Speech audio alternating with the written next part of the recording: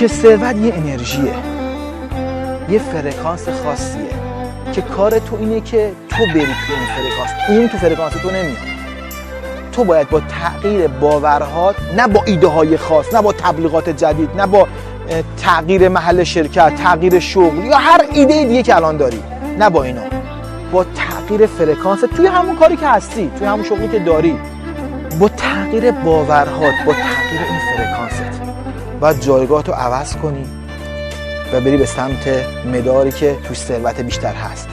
و نکته‌ای که خیلی مهمه اینه که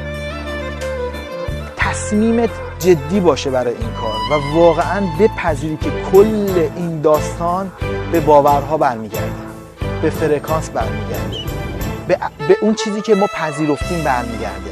و وقتی اون رو تغییر میده همه چی تغییر میکنه.